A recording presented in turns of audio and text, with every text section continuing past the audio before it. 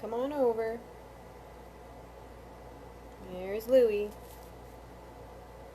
Right on time.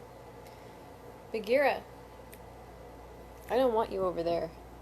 Get over here. Get down.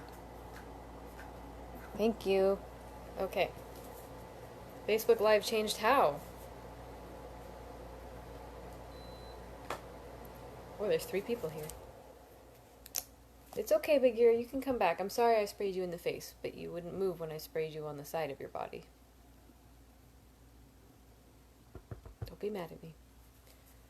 Okay, I'm gonna do a quick recap, I think, because everything's been moved around. Oh, weird. Mine looks the same. Okay, Louie, you're gonna make this a little bit difficult, but I'll figure it out. Right, so... Yeah, so he's training with, what's her name? Bashet? And, yeah. And he was getting a little, distracted by, you know, hormones and stuff, so she took care of that for him, all casual-like. And then they went back to it. So now we're on chapter 117, Barbarian Cunning. The days passed quickly, as days tend to do when there is much to fill them. Vachette continued to teach me, and I turned the whole of my attention toward being a clever and attentive student. And Louis being very attentive as well. He just politely sat down on my lap and is looking up at me like he's listening to. Our amorous encounters continued, punctuating my training. I never initiated them directly, but Vachette could tell when I was unproductively distracted and was quick to pull me down into the bushes. In order to clear your foolish barbarian head, as she said. Before and afterward, I still found these encounters troubling. During, however, I was far from anxious. Vachette seemed to enjoy herself as well. That said, she didn't seem the least interested in much of what I had learned from Felurian. She had no interest in playing Ivy, and while she did enjoy 1,000 hands, she had little patience for it, and it usually ended up being more like 75 hands. Generally speaking, as soon as we had caught our breath, Vachette was tying on her mercenary reds and reminding me that if I kept forgetting to turn my heel out, I would never be able to hit any harder than a boy of 6. Not all my time was spent training with Vachette. When she was busy, she set me to practice with the Khitan, consider the Lithani, or watch the other students spar.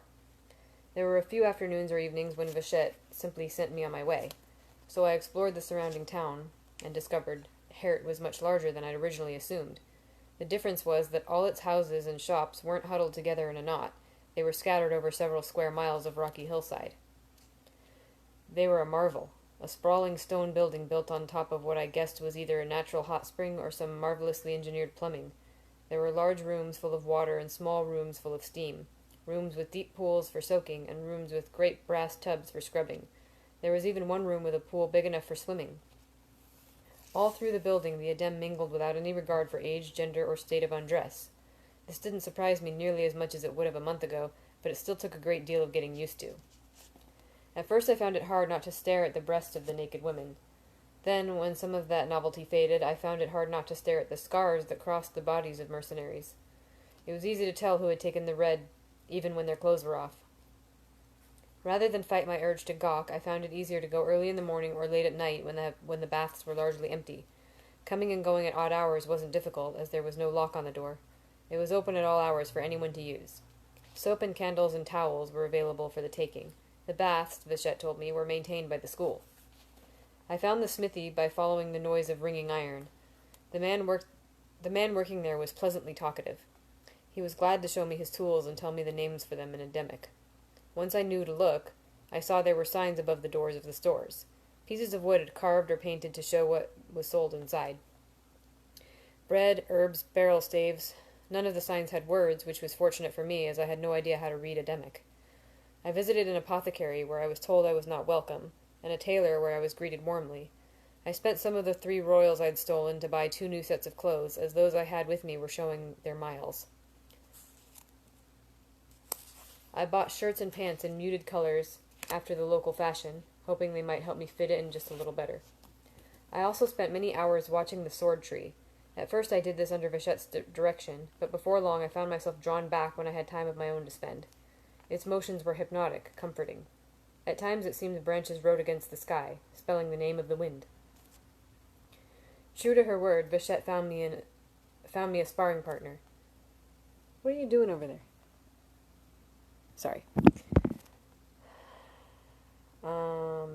Found me a sparring partner. Oh, oops, I lost my place, sorry. Oh, her name is, oh god. Celine? I'm going to say Celine. Vichette told me over breakfast, "Your first meeting will be at the sword tree at midday. You should take this morning to prepare yourself however you think is best." At last, a chance to prove myself, a chance to match wits with someone at my own level of skill, a real contest. I was at the sword tree early, of course, and when I first saw them approaching, I had a moment of confused panic when I thought the small figure at Vichette's side was Penth, the woman who had beaten Shane. Then I realized it couldn't be Penth. The figure approaching with Vichette was short, but the wind revealed a straight, lean body with none of Penth's curves. What's more, the figure wore a shirt of bright corn silk yellow, not mercenary red. I fought down a stab of disappointment, even though I knew it was foolish. Vichette had said she found a fair fight for me. Obviously, it couldn't be someone who had already taken the red. They came closer still, and my excitement guttered and died. It was a little girl. Not even a young girl of 14 or so. It was a little girl, no more than 10 by my best guess. She was skinny as a twig, and so short her head barely made it up to my breastbone. Her gray eyes were huge in her tiny face. I was humiliated. The only thing that kept me from crying out in protest was the fact that I knew Vichette would find it unspeakably rude. "Celine, this is Kvothe," Vichette said in Ademic. This young girl looked me up and down, appraisingly. "What are you doing, Louis?" "Stop it." "He's attacking my bed sheets." Okay.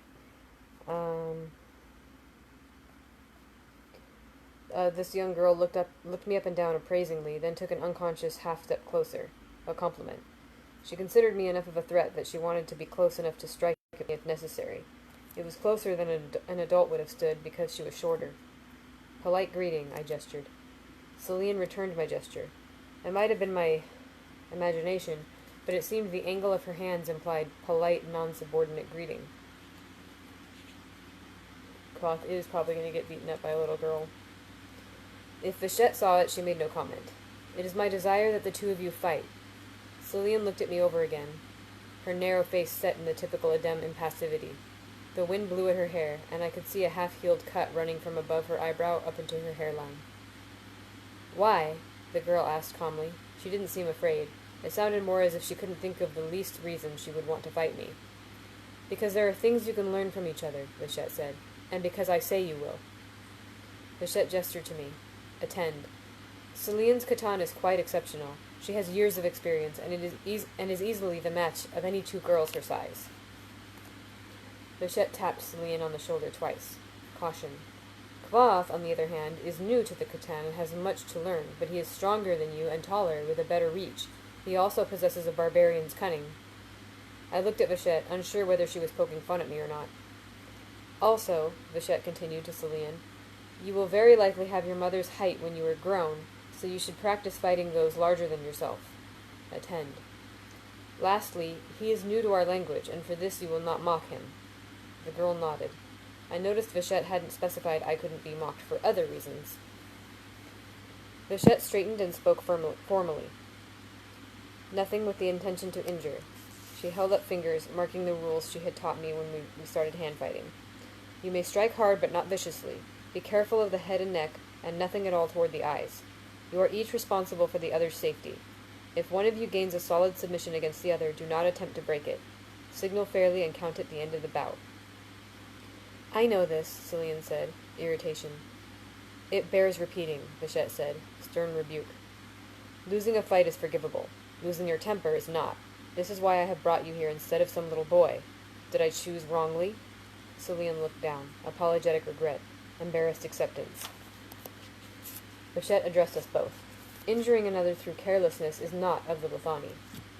I couldn't see how my beating up a 10-year-old girl was of the Lethani either, but I knew better than to say so. And with that, Vachette left us alone, walking to a stone bench some 40 feet away where another woman in mercenary reds was sitting. Celine made a complicated gesture I didn't recognize, toward Vachette's back. Then the young girl turned to face me, looking me up and down. "You are the first barbarian I have fought," she said after a long moment. "Are you all red?" She lifted her hand to her own hair to clarify her meaning. I shook my head. "Not many of us." She hesitated, then reached out her hand. "Can I touch it?" I almost smiled at this, but caught myself. I ducked my head a bit and bent down so she could reach. Celine ran her hand through my hair, then rubbed some between her thumb and forefinger. "It's soft." She gave a little laugh. "But it looks like metal." She let go of my hair and stepped back to a formal distance again. She gestured polite thanks, then brought up her hands. "Are you ready?" I nodded uncertainly, bringing up my own hands. I wasn't ready. Celine darted forward, catching me flat-footed. Her arm drove out in a punch straight toward my groin. Raw instinct made me crouch so it struck my stomach instead. Luckily, by this point I knew how to take a punch, and a month of hard training had made my stomach a sheet of muscle. Still, it felt like someone had thrown a rock at me, and I knew I'd have a bruise by dinner. I got my feet under me and flicked an exploratory kick at her. I wanted to see how skittish she was, and hoped to make her back away so I could get my balance settled and make better use of my longer reach. It turned out Celine wasn't skittish at all. She didn't back away. Instead, she slipped alongside my leg and struck me squarely in the thick knot of muscle directly above the knee. Because of this, I couldn't help but stagger when my foot came back down, leaving me off balance with Celine close enough to climb me if she wanted. She set her hands together, braced her feet, and struck me with threshing wheat. The force of it knocked me over backward. Given the thick grass, it wasn't a hard landing. I rolled to get some distance and came back to my feet. Celine chased me and made thrown lightning. She was fast, but I had longer legs and managed to back away or block everything she threw.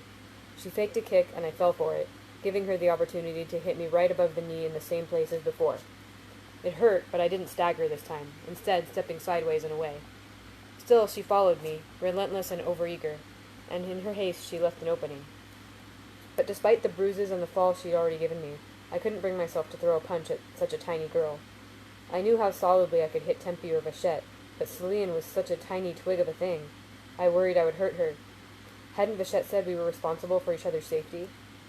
So instead, I grabbed her with climbing iron. My left hand missed, but the long, strong fingers of my right hand wrapped all the way around her slender wrist.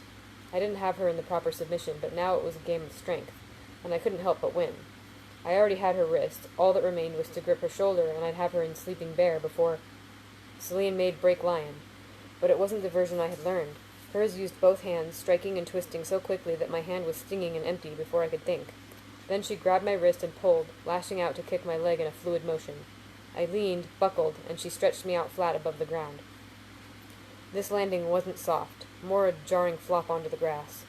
It didn't completely stun me, but that didn't matter because Celine simply reached out and tapped my head twice, signaling that if she'd wanted to, she could easily have knocked me unconscious. I rolled into a sitting position, aching in several places and with a sprained pride. It wasn't badly sprained, though. My time with Tempe and Vachette had taught me to appreciate skill, and Celine's Catan truly was excellent. "I've never seen that version of Break Lion before," I said. Celine grinned. It was only a small grin, but it still showed a glimpse of her white teeth. In the world of a Dem impassivity, it was like the sun coming from behind a cloud. "That is mine," she said, extreme pride. "I made it. I am not strong enough to use regular Break Lion against my mother or anyone your size." "Would you show it to me?" I asked. Celine hesitated, then nodded and stepped forward, holding out her hand. "Grab my wrist." I took hold of it, gripping firmly but not fiercely. She did it again, like a magic trick. Both of her hands moved in a flurry of motion, and I was left with a stinging, empty hand. I reached out again. Amusement. "I have slow barbarian eyes. Could you make it again so I can learn it?" Celine stepped back, shrugging. Indifference.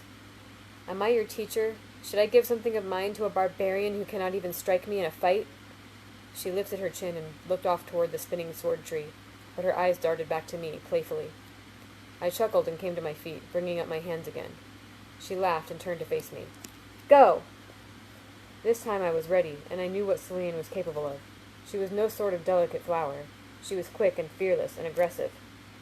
So I went on the offensive, taking advantage of my long arms and legs. I struck out with maiden dancing, but she skipped away. No, it would be better to say she slid away from me, never compromising her balance in the least, her feet weaving smoothly through the long grass. Then she changed direction suddenly, catching me between steps and slightly off my stride. She feigned a punch at my groin, then pushed me slightly off balance with turning millstone. I staggered, but managed to keep my feet beneath me. I tried to regain my balance, but she brushed me again with turning millstone, then again, and again, each time only shoving me a few inches, but it kept me in a helpless, stumbling retreat until she managed to plant her foot behind mine, tripping me and sending me flat onto my back. Before I'd finished striking the ground, she already had hold of my wrist, and soon had my arm tangled firmly in ivy on the oak. This pressed my face into the grass, while putting uncomfortable pressure against my wrist and shoulder. For a second I considered trying to struggle free, but only for a second. I was stronger than she was, but the whole point of positions like ivy on the oak and sleeping bear is to put pressure on the fragile parts of the body. You did not need a great deal of strength to attack the branch. I submit, I said. This is easier to say in Ademic. Ve. An easy noise to make when you are winded, tired, or in pain. I'd become rather used to saying it lately.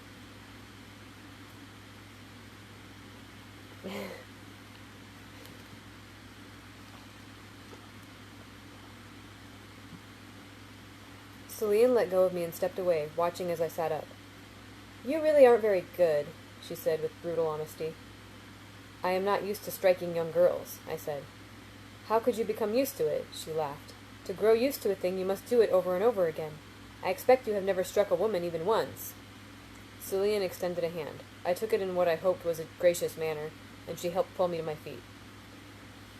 I mean, where I come from, it is not right to fight with women.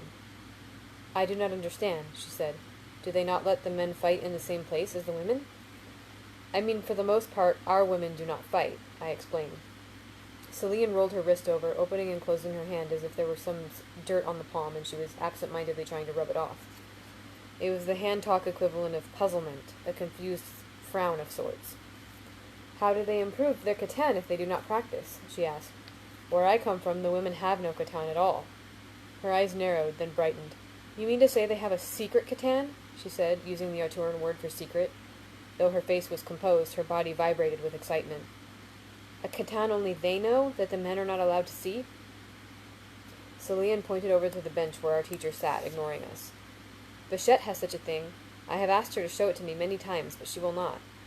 Bichette knows another katan? I asked. Celine nodded. She was schooled in the path of joy before she came to us. She looked over at her face serious, as if she would pull the secret out of the other woman by sheer force of will. Some day I will go there and learn it. I will go everywhere, and I will learn all the katans there are. I will learn the hidden ways of the ribbon and the chains and the chain of the moving pool. I will learn the paths of joy and passion and restraint. I will have all of them. When she spoke, Celine didn't say this in a tone of childish fancy, as if she were daydreaming of eating an entire cake. Neither was she boastful, as if she were describing a plan she had put together on her own and thought very clever. Celine said it with quiet intensity. It was almost as if she were simply explaining who she was. Not to me. She was telling herself. She turned back to look at me. I will go to your land, too, she said, absolute. And I will learn the barbarian katan your women keep secret from you. You will be disappointed, I said. I did not misspeak. I know the word for secret. What I meant to say is that where I come from, many women do not fight. Celine rolled her wrist again in puzzlement, and I knew I had to be more clear. Where I come from, most women spend their whole lives without holding a sword. Most grow up not knowing how to strike another with a fist or the blade of their hand. They know nothing of any sort of katan. They do not fight at all. I stressed the last two words with strong negation. That finally seemed to get the point across to her. I had half expected her to look horrified, but instead she simply stood there blankly, hands motionless, as if at a loss for what to think. It was as if I'd just explained to her that the women where I came from didn't have any heads. They do not fight? She asked dubiously. Not with the men, or with each other, or with anyone at all? I nodded. There was a long, long pause. Her brow furrowed, and I could actually see her struggling to come to grips with this idea. Confusion, dismay. Then what do they do? She said at last. I thought of the women I knew. Mola, Fela, Debbie. Many things, I said, having to improvise around the words I didn't know. They make pictures out of stones. They buy and sell money. They write in books. Celine seemed to relax as I recited this list, as if relieved to hear these foreign women, empty of any Catan, weren't strewn around the countryside like boneless corpses. They heal the sick and mend wounds. They play... I almost said play music and sing songs, but caught myself in time. They play games and plant wheat and make bread. Celine thought for a moment. I would rather do those things and fight as well, she said decisively. Some women do, but for many it is considered not of the Lethani. I used the phrase of the Lethani because I could not think of how to say proper behavior in Ademic. Celine gestured sharp disdain and reproach. I was amazed how much more it stung coming from this young girl in her bright yellow shirt than it ever had from Tempe or Bichette. The Lethani is the same everywhere, she said firmly. It is not like the wind, changing from place to place. The Lethani is like water, I responded without thinking. It is itself unchanging, but it shapes itself to fit all places. It is both the river and the rain. She glared at me. It was not a furious glare, but coming from one of the Adem, it had the same effect. Who are you to say the Lethani is like one thing and not another? Who are you to do the same? Celine looked at me for a moment, at the hint of a serious line between her pale eyebrows. Then she laughed brightly and brought up her hands. I am Celine, she proclaimed. My mother is of the third stone. I am Adem-born, and I am the one who will throw you to the ground. She was as good as her word. Yeah, she's a pretty cool 10-year-old.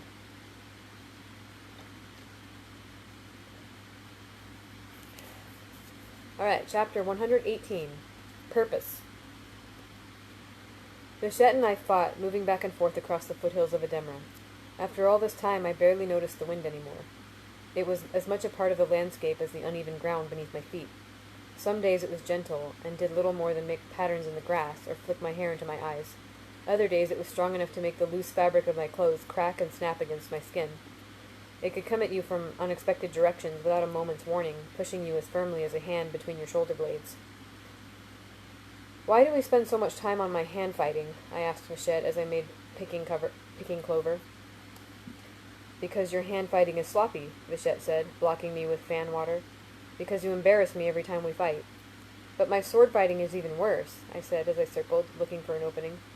It is worse, she acknowledged. That is why I do not let you fight anyone but me.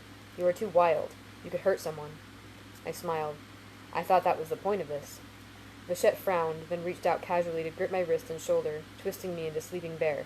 Her right hand held my wrist over my head, stretching my arm at an awkward angle, while her left pressed firmly against my shoulder.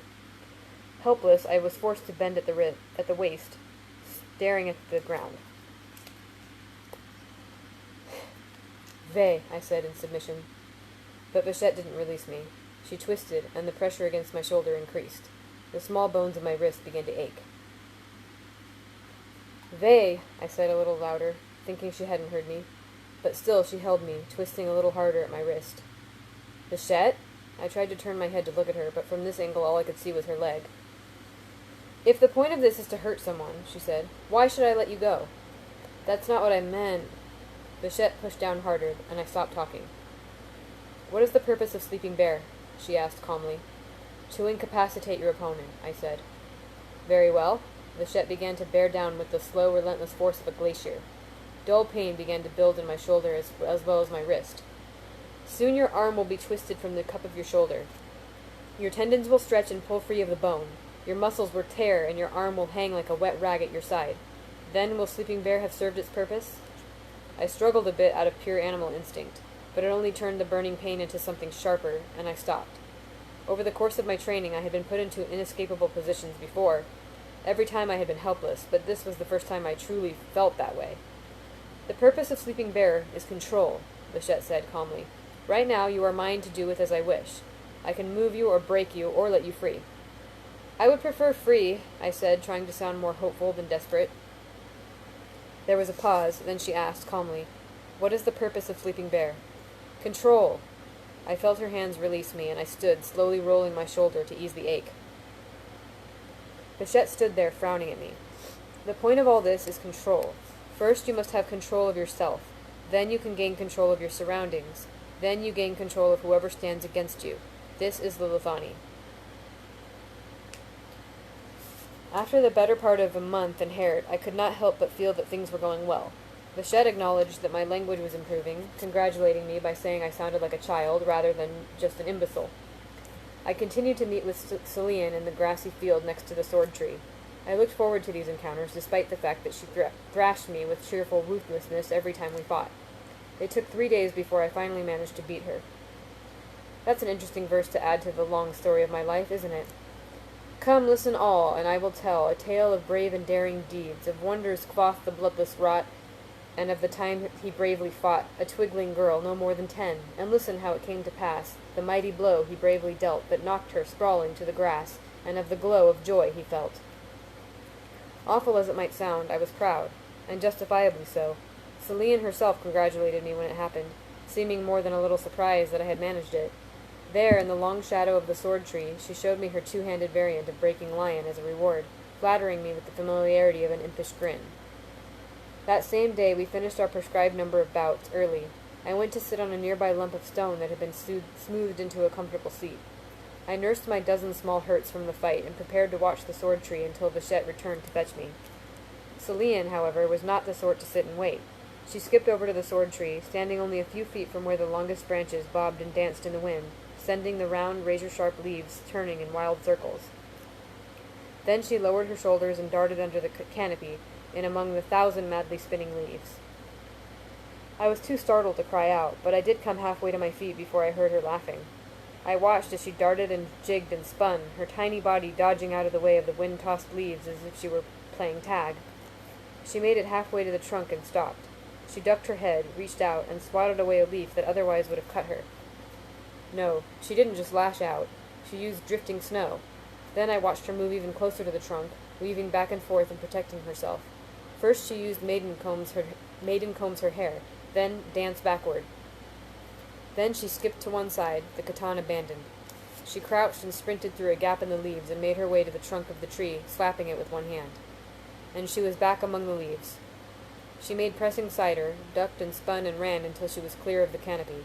She didn't shout in triumph as a Commonwealth child might have, but she jumped into the air, hands raised in victory. Then, still laughing, she did a cartwheel. Breathless, I watched Celine play her game again and again, moving in and out of the tree's dancing leaves. She didn't always make it to the trunk. Twice she scampered back out of the reach of the leaves without making it, and it was obvious, even from where I sat, that she was angry.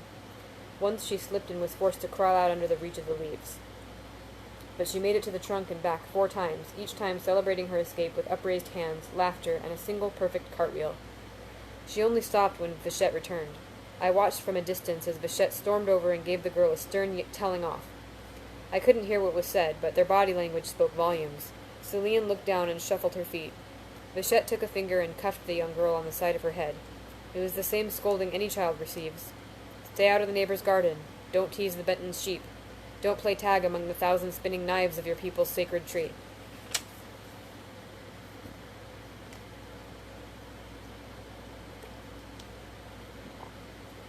Okay. Chapter 119. Hands. Oh, sorry. I was trying to move this a little bit closer. Once Vachette judged my language only moderately embarrassing, she arranged for me to talk with an odd handful of people scattered around Heret. There was a garrulous old man who spun silk thread while chattering endlessly, telling strange, pointless, half-delirious stories. There was a story of a boy who put shoes on his head to keep a cat from being killed. Another where a family swore to eat a mountain stone by stone. I could never make any sense of them, but I listened politely and drank the sweet beer he offered me. I met with twin sisters who made candles and showed me the steps of strange dances. I spent an afternoon with a woodcutter who spoke for hours of nothing but splitting wood. At first I thought these were important members of the community. I thought Vachette might be parading me in front of them in order to show how civilized I had become. It wasn't until I spent the morning with Two Fingers that I realized she sent me to each of these people with hope that I would learn something. Two Fingers was not his real name. I had merely come to think of him as that. He was a cook at the school, and I saw him at every meal. His left hand was whole, but his right was viciously crippled, with only his thumb and forefinger remaining. Vachette sent me to him in the morning, and together we prepared lunch and talked. His name was Naden. He told me he had spent 10 years among the barbarians. What's more, he had brought more than 230 silver talents back into the school before he was injured and could no longer fight. He mentioned the last several times, and I could tell that it was a particular point of pride with him. The bells rang and folk filtered into the dining hall. Naden ladled up the stew we'd made, hot and thick with chunks of beef and carrot. I cut slices of warm white bread for those who wanted it. I exchanged nods and occasional polite gestures with those who moved through the line. I was careful to make only the briefest eye contact and tried to convince myself it was just a coincidence, so people seemed interested in bread today. Carceret made a show of her feelings for everyone to see. First she made it to the front of the line, then made a widely visible gesture of abhorrent disgust before walking away, leaving her wooden plate behind. Later, Naden and I tended to the washing up. "Vichette tells me your swordplay is progressing poorly," he said without preamble. "She says you fear too much for your hands, and this makes you hesitant." Firm reproach. I froze at the abruptness of it, fighting the urge to stare at his ruined hand. I nodded, not trusting myself to speak. He turned from the iron pot he was scrubbing and held out his hand in front of him. It was a defiant gesture, and his face was hard. I looked then, as ignoring it would be rude.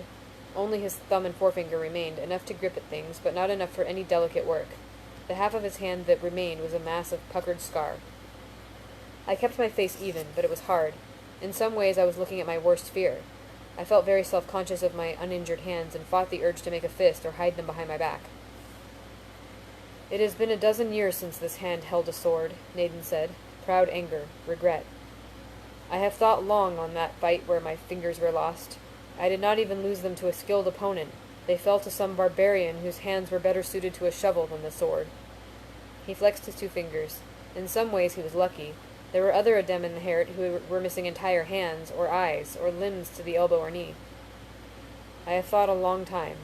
How could I have saved my hand? I have thought about my contract, protecting a baron whose lands were in rebellion. I think, what if I had not taken that contract? I think, what if I had lost my left hand? I could not talk, but I could hold a sword." He let his hand drop to his side. "But holding a sword is not enough. A proper mercenary requires two hands. I could never make lover out of the window, or sleeping bear with only one." He shrugged. "It is the luxury of looking backward. You can do it forever, and it is useless." I took the red proudly. I brought over 230 talents to the school. I was of the second stone, and I would have made the third in time. Naden held up his ruined hand again. "I could have gained none of these things if I had lived in fear of losing my hand. If I flinched and cringed, I would never have been accepted into the Latanta. Never made the second stone. I would be whole, but I would be less than I am now." He turned back and began to scrub the pots again. After a moment I joined him. "Is it bad?" I asked quietly, unable to help myself. Naden didn't answer for a long moment. "When it first happened, I thought to myself it was not so bad. Others have had worse wounds. Others have died. I was luckier than them." He drew in a deep breath, then let it out slowly. "I tried to think it was not bad. My life would continue on. But no, life stops. Much is lost. Everything is lost." Then he said, "When I dream, I have two hands." We finished the dishes together, sharing silence between us. Sometimes that is all you can share. Yeah, that mountain eating story sounded really good too. Celine had a lesson of her own to teach me. Namely, that there are opponents who will not hesitate to punch, kick, or elbow a man directly in his genitals. Never hard enough to permanently injure me, mind you. She'd been fighting her entire young life and had the control Vichette valued so highly. But that meant she knew exactly how hard to strike to leave me stunned and reeling, making her victory utterly unquestionable. So I sat on the grass, feeling gray and nauseous. After incapacitating me, Celine had given me a comforting pat on the shoulder before skipping blithely away. No doubt going to dance among the wind-tossed branches of the sword tree again. "You were doing well until the end," Vichette said, lowering herself onto the ground across from me. I said nothing. Like a child playing find and catch, it was my sincere hope that if I closed my eyes and remained perfectly still, the pain wouldn't be able to find me. "Come now, I saw her kick," Vichette said dismissively. "It was not so hard as that." I heard her sigh. "Still, if you need someone to look at them and make sure they are still intact—" I chuckled slightly. It was a mistake. Unbelievable pain encoiled my groin. radiating down to my knee and up to my sternum. Nausea rolled over me, and I opened my eyes to steady myself. "She will grow out of it," Vichette said. "I should hope so," I said through gritted teeth. "It's a noxious habit." "That is not what I meant," Vichette said. "I mean she will grow taller. Hopefully then she will distribute her attentions more evenly across the body. Right now she attacks the groin too regularly. It makes her easy to predict and defend against." She gave me a pointed look. "To anyone with a shred of wit." I closed my eyes again. "No lessons right now, Vichette," I begged. "I am ready to vomit up yesterday's breakfast." She climbed to her feet. "It sounds like the perfect time for a lesson. Stand up. You should learn how to fight while wounded. This is an invaluable skill Celine has given you the chance to practice. You should thank her." Knowing it was pointless to argue, I climbed to my feet and began to walk gingerly toward my training sword. Vichette caught me by the shoulder. "No. Hands only." I sighed. "Must we, Vichette?" She raised an eyebrow at me. Must we what?" "Must we focus always on hand fighting?" I said. "My swordplay is falling farther and farther behind." "Am I not your teacher?" she asked. "Who are you to say what is best?" "I am the one who will have to use these skills out in the world," I said pointedly. "And out in the world I would rather fight with a sword than a fist." Vichette lowered her hands, her expression blank. "And why is that?" "Because other people have swords," I said, "and if I'm in a fight I intend to win." "Is winning a fight easier with a sword?" she asked. Vichette's outward calm should have warned me I was stepping onto a thin conversational ice, but I was distracted by the nauseating pain radiating from my groin. Though, honestly, even if I had been distracted, it's possible I wouldn't have noticed. Even if I hadn't been distracted, it's possible I wouldn't have noticed. I had grown comfortable with Vichette, too comfortable to be properly careful. "Of course," I said. "Why else carry a sword?" "That is a good question," she said. "Why does one carry a sword? Why do you carry anything? So you can use it." Vichette gave me a look of raw disgust. "Why do we bother to work on your language, then?" she asked angrily, reaching out to grab my jaw, pinching my cheeks and forcing my mouth open as if I were a patient in a medica refusing my medicine. "Why do you need this tongue if a sword will do? Tell me that." I tried to pull away, but she was stronger than me. I tried to push her away, but she shrugged my flailing hands away as if I were a child. Vichette let go of my face, then caught my wrist, jerking my hand up in front of my face. "Why do you have hands at all, and not knives at the ends of your arms?" Then she let go of my wrist and struck me hard across the face with the flat of her hand. If I say she slapped me, you will take the wrong impression. This wasn't the dramatic slap of the sort you see on a stage. Neither was it the offended, stinging slap a lady-in-waiting makes against the smooth skin of a too-familiar nobleman. It wasn't even the more professional slap of a serving girl defending herself from the unwelcome attention of a grabby drunk. No, this was hardly any sort of slap at all. A slap is made with the fingers or the palm. It stings or startles. Vichette struck me with her open hand, but behind that was the strength of her arm. Behind that was her shoulder. Behind that was the complex machinery of her pivoting hips, her strong legs braced against the ground, and the ground itself beneath her. It was like the whole of creation striking me through the flat of her hand, and the only reason it didn't cripple me is that even in the middle of her fury, Vichette was always perfectly in control. Because she was in control, Vichette didn't dislocate my jaw or knock me unconscious, but it made my teeth rattle and my ears ring. It made my eyes roll in my head and my legs go loose and shaky. I would have fallen if Vichette hadn't gripped me by the shoulder. "Do you think I am teaching you the secrets of the sword so you can go out and use them?" she demanded. I dimly realized she was shouting. It was the first time I had ever heard one of the Adem raise their voice. "Is that what you think we are doing here?" As I lulled in her grip, stupefied, she struck me again. This time her hand caught more of my nose. The pain of it was amazing, as if someone had driven a sliver of ice directly into my brain. It jolted me out of my daze, so I was fully alert when she hit me the third time. Vichette held me for a moment while the world spun, then let go. I took one unsteady step and crumpled to the ground like a puppet with its strings cut. Not unconscious, but profoundly dazed. It took me a long time to collect myself. When I was finally able to sit up, my body felt loose and unwieldy, as if it had been taken apart and put back together again in a slightly different way. By the time I gathered my wits enough to look around, I was alone. That was one hell of a slap.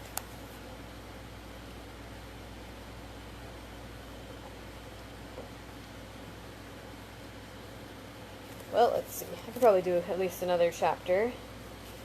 These were fairly short. Yeah. Alright. Chapter 120. Kindness. 2 hours later, I sat alone in the dining hall. My head ached, and the side of my face was hot and swollen. I'd bitten my tongue at some point, so it hurt to eat, and everything tasted of blood. My mood was exactly what you might imagine, except worse. When I saw a red form slide onto the bench across from me, I dreaded looking up. If it was Carceret, it would be bad, but Vachette would be even worse. I had waited until the dining hall was almost empty before coming to eat, hoping to avoid them both.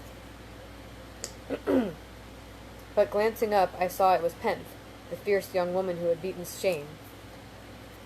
"Hello," she said in a lightly accented Arturan. I gestured, polite formal greeting. Considering the way my day was going, I thought it best to be as careful as possible. Vachette's comments led me to believe Penth was a high-ranking and well-respected member of the school. For all that, she wasn't very old. Perhaps it was her small frame or her heart-shaped face, but she didn't look much more than 20. "Could we speak your language?" she asked in Otoran. "It would be a kindness. I am in need of practice with my talking." "I will gladly join you," I said in Otoran. "You speak very well. I am jealous. When I speak in Ademic, I feel I am a great bear of a man, stomping around in heavy boots."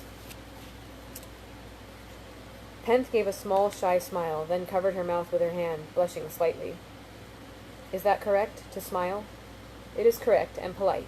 A smile such as that shows a small amusement, which is perfect, as mine was a very small joke." Penth removed her hand and repeated the shy smile. She was charming as spring flowers. It eased my heart to look at her. "Normally," I said, "I would smile in answer to yours, but here I worry others would view it as impolite." "Please," she said, making a series of gestures wide enough for anyone to see. "Bold invitation, imploring entreaty, familiar welcome. I must practice." I smiled, though not quite as widely as I would have ordinarily, partly out of caution and partly because my face hurt. "It feels good to smile again," I said. "I have anxiousness about my smiling." She started to gesture and stopped herself. Her expression shifted, her eyes narrowing a bit, as if she were irritated.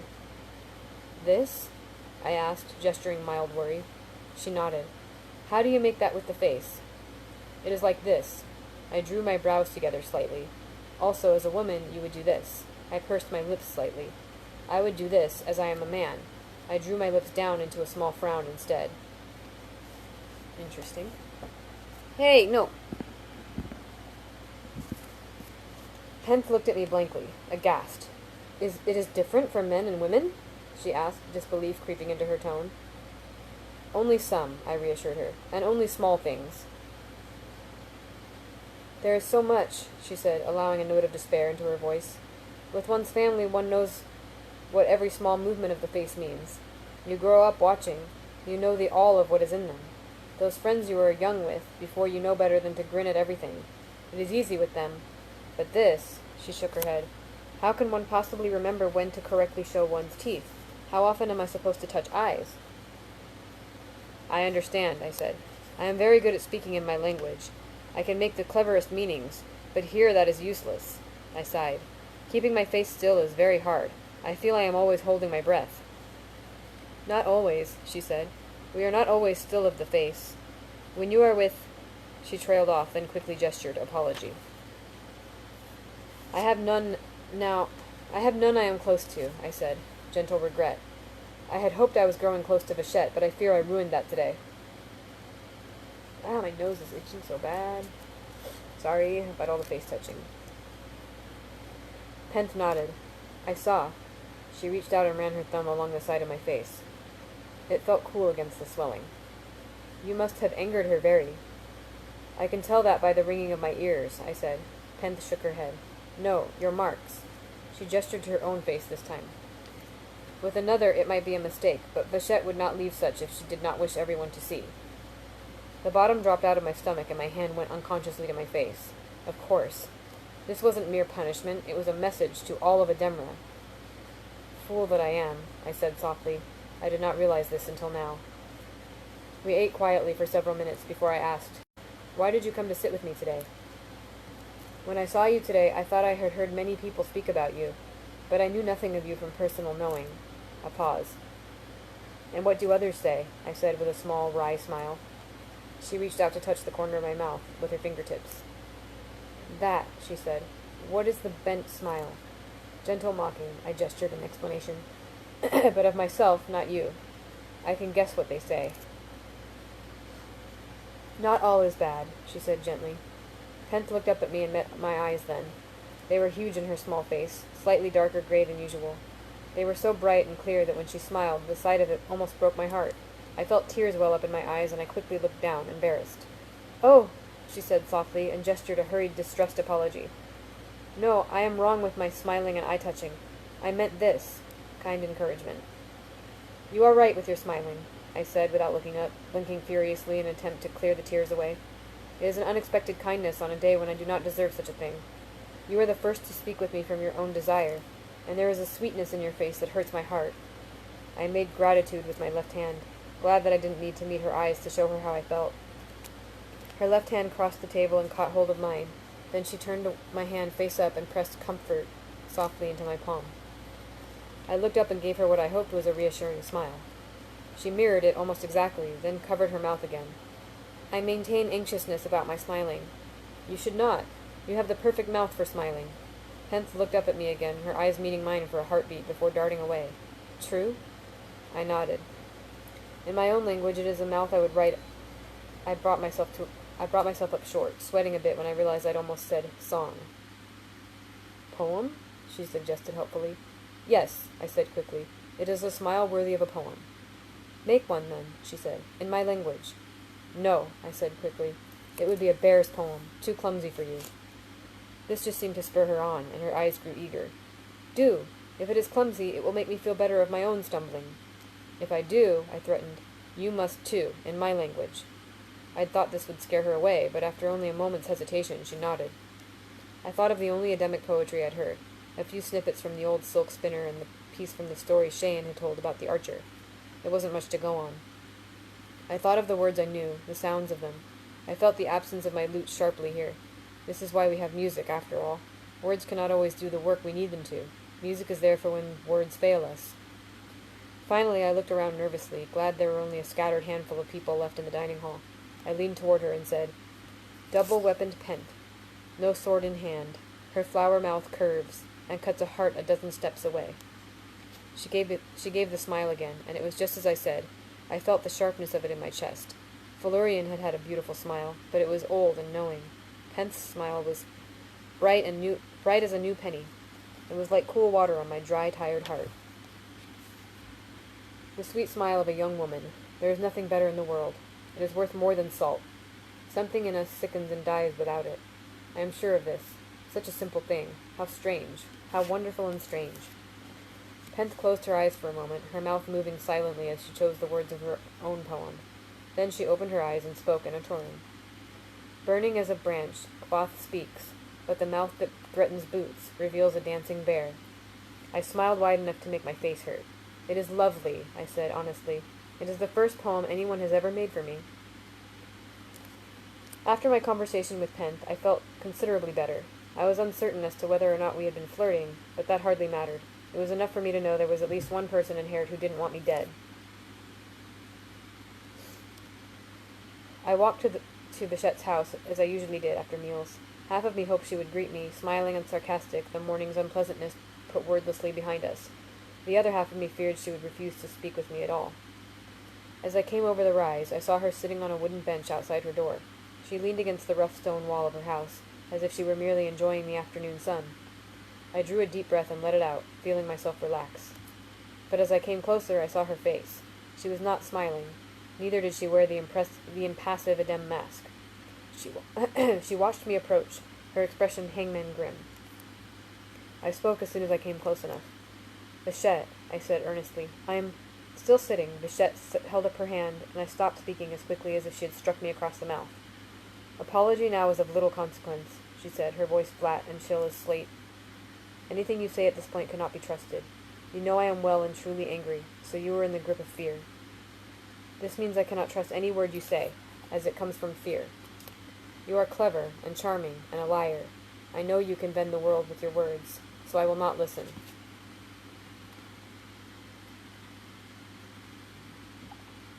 She shifted her position on the bench, then continued. "Early on I noticed a gentleness in you. It is a rare thing in one so young, and it was a large piece of what convinced me you were worth teaching. But as the days pass, I glimpse something else, some other face that is far from gentle. I had dismissed these as flickers of false light, thinking them the brags of a young man or the odd jokes of a barbarian. But today as you spoke, it came to me that the gentleness was the mask, and this other half-seen face, this dark and ruthless thing, that is the true face hiding underneath. Bichette gave me a long look. There is something troubling inside you.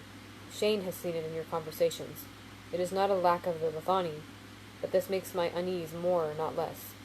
That means there is something in you deeper than the Lethani, something the Lethani cannot mend. She met my eye. If this is the case, then I have been wrong to teach you. If you have been clever enough to show me a false face for so long, then you are a danger to more than just the school. If this is the case, then Carceret is right, and you should be killed swiftly for the safety of everyone involved. Bichette came to her feet, moving as if she were very tired. This I have thought today, and I will continue to think for long hours tonight. Tomorrow I will have decided. Take this time to order your thoughts and make whatever preparations seem best to you. Then, without meeting my eye, she turned around and went into her house, closing the door silently behind her.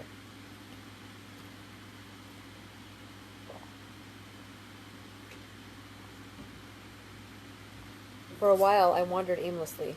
I went to watch the sword tree, hoping I might find Celine there, but she was nowhere to be seen. Watching the tree itself did nothing to soothe me. Not today.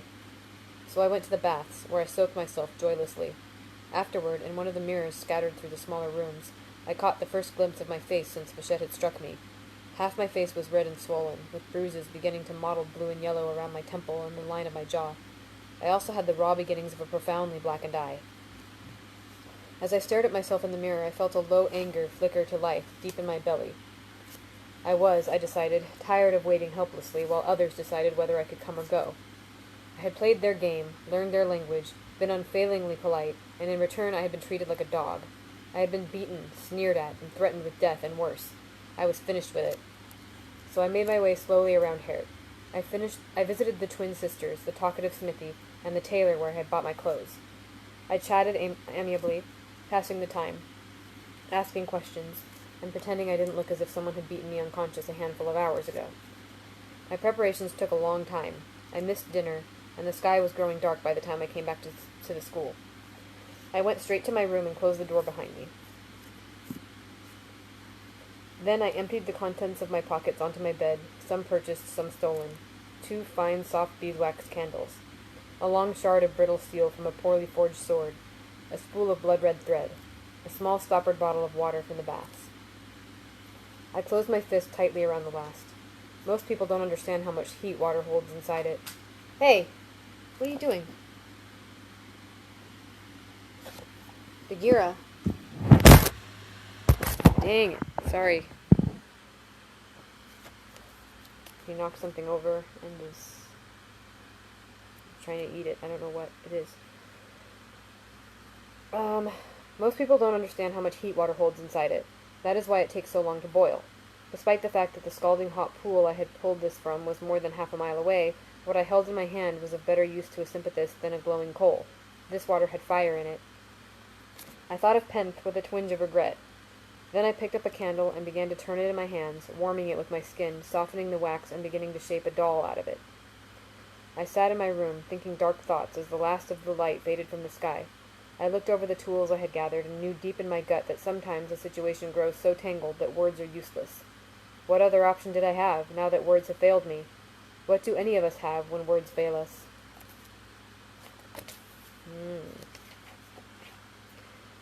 Okay, this chapter's super short. Chapter 121. When words fail. It was well into the dark hours of night when I approached Bichette's house, but there was candlelight flickering in her window. I didn't doubt she would have me killed or crippled for the good of all Ademra, but Bichette was nothing if not careful. She would give it a long night's thought beforehand.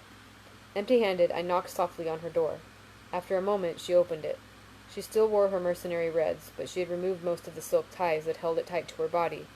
Her eyes were tired. Bagheera, whatever you're doing, stop! Her mouth thinned when she saw me standing there, and I knew if I spoke she would refuse to listen. So I gestured entreaty and stepped backward, out of the candlelight and into the dark. Well, now you've pushed it underneath that piece of furniture, so you can't get to it anymore, so haha.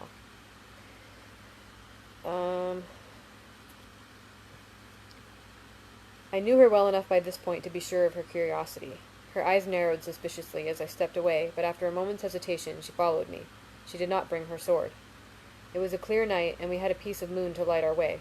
I led us up into the hills, away from the school, away from the scattered houses and shops of Herd. We walked more than a mile before we came to the place I had chosen, a small grove of trees where a tall jumble of stone would keep any noise from carrying back toward the sleeping town. The moonlight slanted in through the trees, revealing dark shapes in a tiny clear space tucked among the stones. There were 2 small wooden benches here. I took gentle hold of Vichette's arm and guided her to sit. Moving slowly, I reached into the deep leeward shadow of a nearby tree and brought out my shade. I draped it carefully over a low-hanging branch so it hung like a dark curtain between us. Then I sat on the other bench, bent, and worked the clasps on my lute case. As each of them snapped open, the lute within made a familiar harmonic thrum, as if eager to be free. I brought it out and gently began to play. I had tucked a piece of cloth inside the bowl of the lute to soften the sound, not wanting it to carry over the rocky hills. And I had woven some of the red thread between the strings, partly to keep them from ringing too brightly, and partly out of a desperate hope that it might bring me luck. I began with "In the Village Smithy." I did not sing, worried Vichette would be offended if I went that far. But even without the words, it is a song that sounds like weeping. It is music that speaks of empty rooms and a chill bed and the loss of love. Without pausing, I moved on to Violet Bide, then Home Westward Wind. The last had been a favorite of my mother's, and as I played it I thought of her and began to cry. Then I played the song that hides in the center of me, that wordless music that moves through the secret places in my heart. I played it carefully, strumming it slow and low into the dark stillness of the night. I would like to say it is a happy song, that it is sweet and bright, but it is not. And eventually I stopped. The tips of my fingers burned and ached. It had been a month since I had played for any length of time, and they had lost their calluses. Looking up, I saw Vichette had pulled my shade aside and was watching me. The moon hung behind her, and I could not see the expression on her face. "This is why I do not have knives instead of hands, Vichette," I said quietly. "This is what I am." That's interesting. I thought he was going to kill her. Oh, my nose is out of control right now, the itching. Sorry. God, what time is it? I don't know what time I started, though.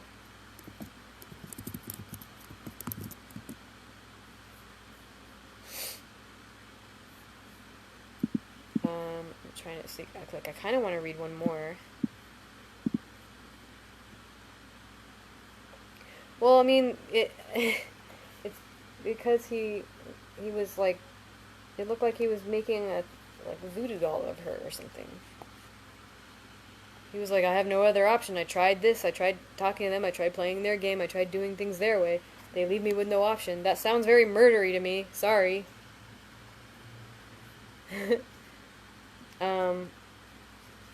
So, I mean, we can stop here, or I can read one more short chapter. It's just a couple pages.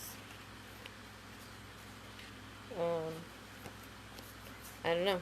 It's been about an hour, I think.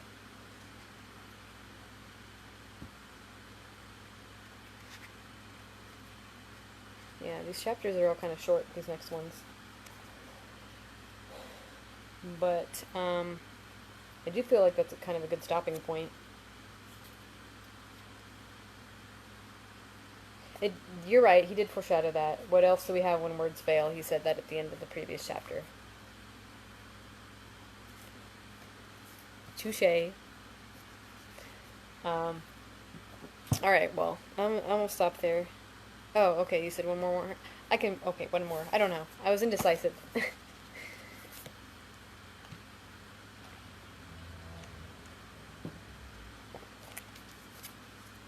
The next one's short. I'll just read it real quick and then stop after that.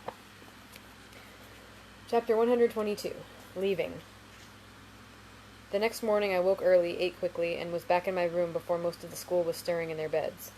I shouldered my lute and travel sack. I wrapped my shade around me, checking that everything I needed was properly stowed in my pockets: red string, wax mommet, brittle iron, vial of water. Then I drew up the blood of my shade and left the hood. Okay, wow. That was not a Freudian slip. I just can't read. I drew up the hood of my shade and left the school, making my way to Vichette's house. Vichette opened the door between my second and third knock. She was shirtless and stood bare-breasted in the doorway. She eyed me pointedly, taking note of my cloak, my travel sack, my lute. "It is a morning for visitors," she said. "Come in. The wind is chill this early." I stepped inside and tripped on the threshold, stumbling so that I had to rest my hand on Vichette's shoulder to steady myself. My hand caught clumsily in her hair as I did so. Vichette shook her head as she closed the door behind me. Unconcerned with her near-nakedness, she reached both her hands behind her head and began to plait half of her hanging hair into a short, tight braid. "The sun was barely in the sky this morning when Pent knocked on my door," she said conversationally. "She knew I was angry with you, and though she did not know what you had done, she spoke on your behalf." Holding the braid with one hand, Vichette reached for a piece of red string and tied it off. Then, almost before my door had time to close, Carceret paid me a visit. She congratulated me on finally giving you the treatment you deserve. She reached back to braid the other side of her hair, her fingers twisting nimbly. Both of them irritated me. They had no place speaking to me about my student. Vichette tied off the second braid. Then I thought to myself, whose opinion do I respect more? She looked at me, making it a question for me to answer. "You respect your own opinion more," I said. Vichette smiled widely. "You are exactly right, but Pent is not entirely a fool either, and Carceret can be angry as a man when the mood is on her." She picked up a long piece of dark silk and wound it around her torso, over her shoulders, and across her naked breasts, supporting and holding them close to her chest. Then she tucked the end of the cloth into itself, and it somehow remained tightly secured. I had seen her do this several times before, but how it actually worked was still a mystery to me. "And what have you decided?" I asked. She shrugged her blood-red shirt over her head. "You are still a puzzle," she said. "Gentle and troubling and clever and foolish." Her head emerged from the shirt, and she gave me a serious look. "But someone who breaks a puzzle because they cannot solve it has left the Lethani. I am not such a one." "I am glad," I said. "I would not have enjoyed leaving Harry." Vichette raised an eyebrow at that. "I dare say you would not." She gestured at the lute case that hung over my shoulder. "Leave that here, or people will talk. Leave your bag, too. You can take them back to your room later." She looked at me speculatively. "But bring the cloak. I will show you how to fight while wearing it. Such things can be useful, but only if you can avoid tripping over them." I went back to my training almost as if nothing had happened. Vichette showed me how to avoid tripping over my own cloak, how it could be used to bind a weapon or disarm the unwary. She commented on it being very fine, strong, and durable, but never seemed to note anything unusual about it. Days passed. I continued to spar with Celine and eventually learned to protect my precious manhood from all forms of uncouth attack. Slowly I grew skilled enough that we were nearly even in our bouts, trading victories back and forth. There were even a handful of conversations with Pent at mealtimes, and I was glad to have one other person willing to occasionally smile in my direction. But I was no longer at my ease in Harrett.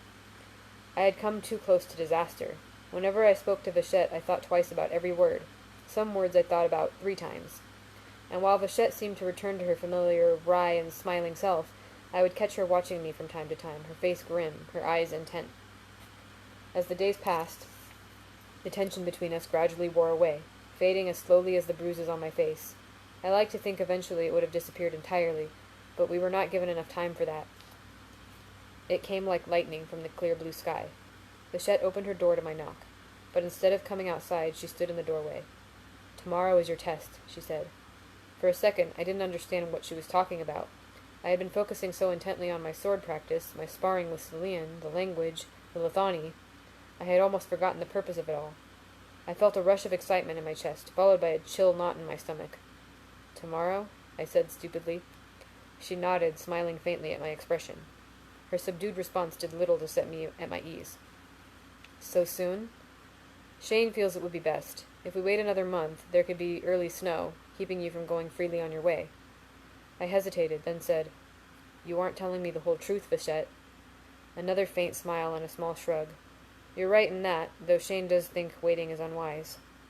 You are charming in your clumsy, barbarian way. The longer you are here, the more folk will come to feel kindly toward you." I felt the chill settle deeper into my gut.